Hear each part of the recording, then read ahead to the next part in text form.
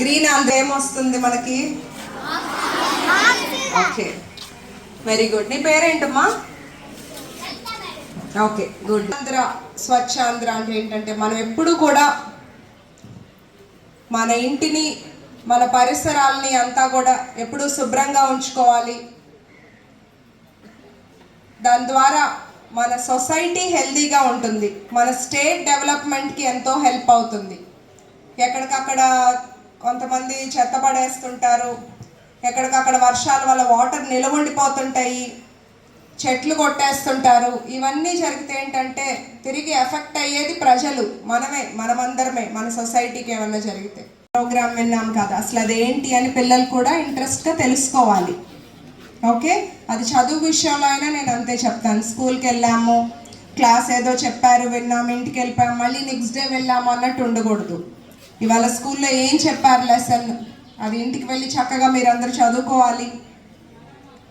ఆ చాప్టర్ అయిపోయాక, ఆ లెసన్ అయిపోయాక మీకు అంతా అర్థమైందా లేదా, అర్థం అవ్వకపోతే టీచర్స్తో చెప్పాలి, లేదా ఇంట్లో పేరెంట్స్తో చెప్పాలి.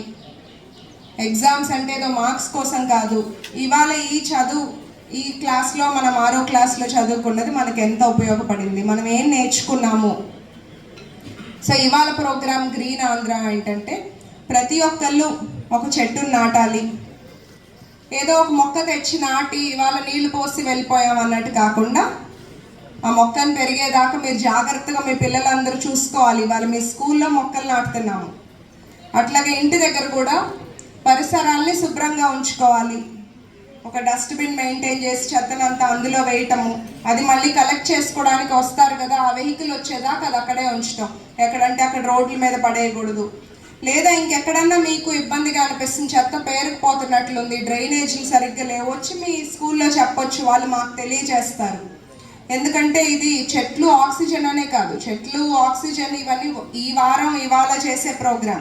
పరిశుభ్రత అనేది అది నిరంతరంగా మన ఇంటి నుండే స్టార్ట్ అవ్వాలి. మనం హెల్తీగా ఉండాలి, మనం హైజీన్ మెయింటైన్ చేసుకోవాలి, ఎప్పటికప్పుడు చేతులు శుభ్రంగా కడుక్కుంటూ ఉండాలి, ఆరోగ్యకరమైన భోజనం తీసుకోవాలి, బాగా చదువుకోవాలి, ఇంటిని పరిశుభ్రంగా ఉంచుకోవాలి. ఇల్లు బాగుంటే తర్వాత ఊరు బాగుంటుంది, మన రాష్ట్రం బాగుంటుంది. అట్లాగే మీరందరూ బాగా చదువుకోవాలి. ఇందాక హెడ్ మాస్టర్ గారు అంటున్నారు సండేలు కూడా క్లాసెస్ చెప్తున్నామని. పాపం పిల్లలకి సండేస్ హాలిడే ఇవ్వండి. మండే టు సాటర్డే ఒక పూట అయినా, మండే టు సాటర్డే చక్కగా చదువుకుంటారు, సండే రెస్ట్ తీసుకొని ఇంట్లో పేరెంట్స్తో గడుపుకొని మళ్ళీ మండే ఫ్రెష్గా వస్తారు.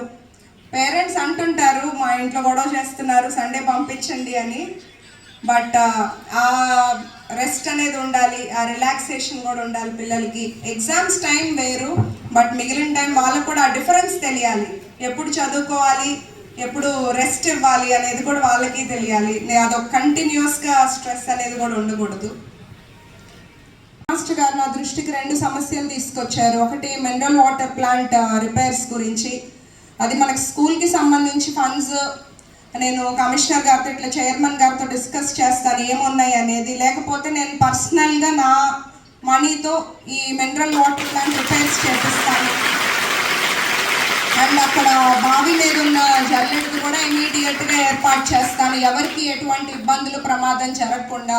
ఎందుకంటే మీ అందరి ఆరోగ్యం, నేను మీకు చెప్పేది ఒకటే, ఏ వయసులో చేయాల్సింది ఆ వయసులో చేయి. ఇప్పుడంతా మీ పేరెంట్స్, తల్లిదండ్రులు మీకోసం ఎలా కష్టపడి మిమ్మల్ని స్కూల్కి పంపిస్తున్నారో, రేపు వాళ్ళని మీరు చాలా జాగ్రత్తగా చూసుకోవాల్సిన బాధ్యత మీది. ఓకేనా? పరిశుభ్రత కొరకు ప్రతిరోజు కొంత సమయం కేటాయిస్తానని నా వంతు కృషిగా స్వచ్ఛత కార్యక్రమాలు కొరకు శ్రమదానం చేసి పరిశుభ్ర ఆంధ్రప్రదేశ్ సాధించే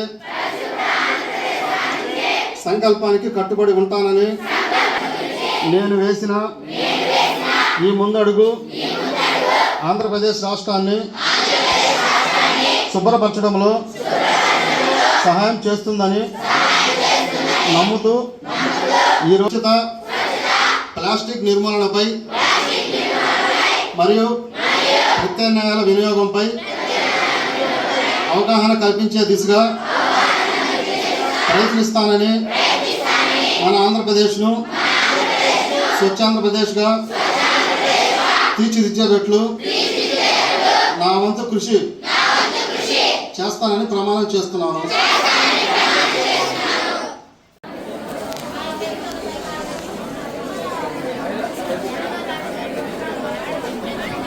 మేడం గారు అందరూ కూడా మేడమ్స్ అందరూ రావాల్సిందిగా కోరుతున్నాను. గౌరవనీయులు దర్శి నియోజకవర్గ టీడీపీ ఇన్ఛార్జి శ్రీమతి గొట్టిపాటి లక్ష్మి లలిత సాగర్ గారికి మేడం గారికి ధన్యవాదాలు తెలియజేస్తూ, మేడం గారు మీరు మళ్ళా మా పాఠశాలకు రావాలని కోరుకుంటూ ఎగ్జామినేషన్ టైంలో మీరు ఒక మోటివేషన్ స్పీచ్ ఇవ్వాల్సిందిగా కోరుతున్నాను మేడం.